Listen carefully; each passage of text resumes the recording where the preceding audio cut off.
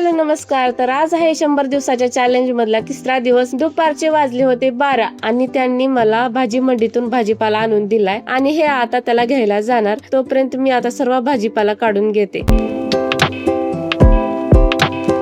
सर्व भाजीपाला काढून झालाय तरी शिवांशी पप्पा इथंच आहेत. शिवांशच्या पप्पाचं इथे पेपर चालणं चालू होतं, ते त्याला घ्यायला जाणार. तेवढ्यात मी दुपारच्या जेवणाच्या तयारीला लागते.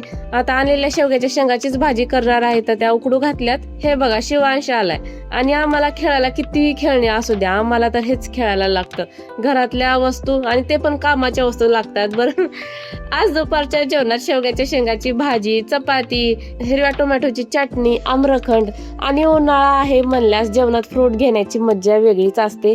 आणि तुम्हाला पण हे कॉम्बिनेशन आवडतं का मला कमेंट मध्ये नक्की सांगा बरं. जेवण झाल्याच्या नंतर मी माझी रोजची कामं केली. तर अशी होती आजची दुपार. माझे व्हिडिओ बघत आहेत त्यासाठी खूप खूप धन्यवाद. आणि हा व्हिडिओ आवडला असेल तर व्हिडिओला लाईक करा आणि चॅनलला सबस्क्राईब करा. चला तर मग भेटूया डे 4 ऑफ 100 डेजच्या व्हिडिओ सोबत.